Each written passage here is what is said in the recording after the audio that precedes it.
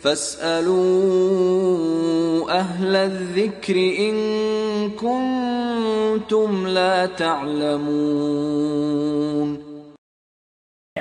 Kenapa dikatakan perkara tersebut? Atau seseorang memandang dari sisi perkara-perkara kelebihan harta dan kelebihan pengikut atau anak, karena kebanyakan kita atau kebanyakan manusia itu berbangga-bangga dengan banyaknya perkara-perkara dunia tersebut.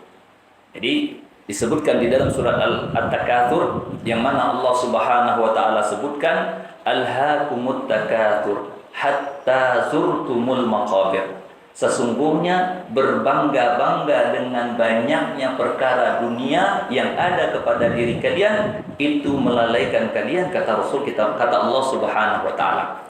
Jadi kenapa di dalam hadis tadi Rasul kita mengatakan supaya kita melihat kepada orang yang berada posisinya di bawah dari diri kita dalam posisi dunianya, karena kebanyakan seseorang, apalagi di zaman kita sekarang ini yang zamannya adalah zaman media sosial, banyak orang yang menampakkan dan memamer-mamerkan apa yang ada pada dirinya dari perkara-perkara dunia, atau yang disebut dengan gaya flexing.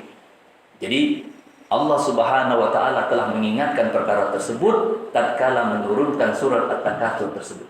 Sungguh berbangga-bangga dengan banyaknya harta-harta atau banyaknya perkara dunia yang ada pada diri kalian, inilah yang akan melalaikan kalian, kata Allah Subhanahu wa taala.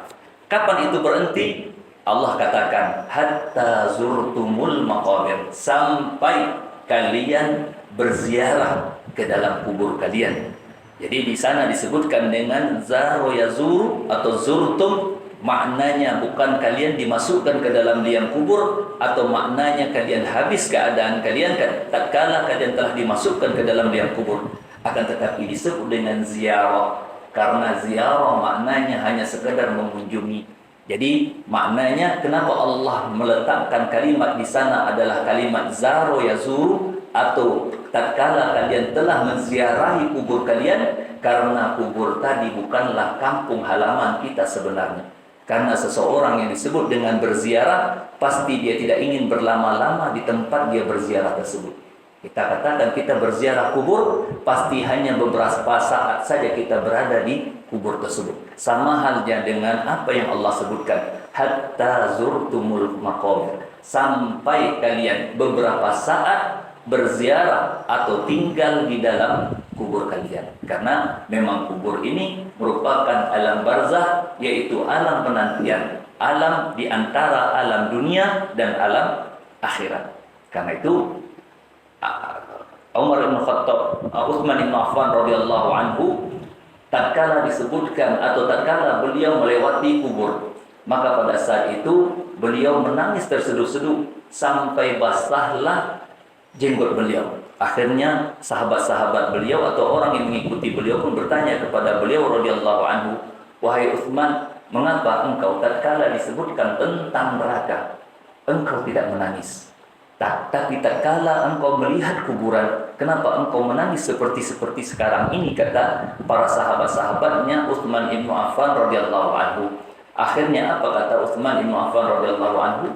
Ketahuilah bahwasanya kubur ini adalah negeri pertama seseorang sebelum dia mencapai negeri akhiratnya.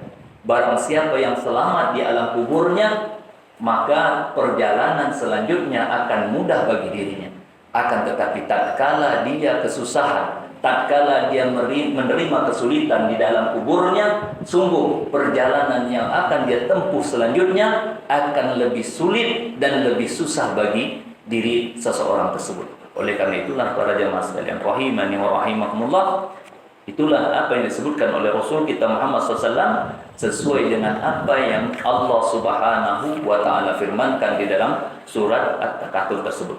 Kemudian para jamaah sekalian rahimani wa rahimakumullah, disebutkan oleh Al-Imam Al-Munawi tentang makna atau apa yang terdapat atau apa yang tersirat dari hadisnya Rasul kita Muhammad sallallahu alaihi wasallam tentang kita diperintahkan untuk selalu melihat kepada orang yang levelnya dan kedudukannya berada di bawah keadaan kita. Disebutkan oleh Al-Imam Al-Munawi di dalam kitab beliau Faidul Qadir, beliau menyebutkan li'annahu idza nadhara ila man fawqahu istaghara ma 'indahu wa harisa 'ala al-mazid.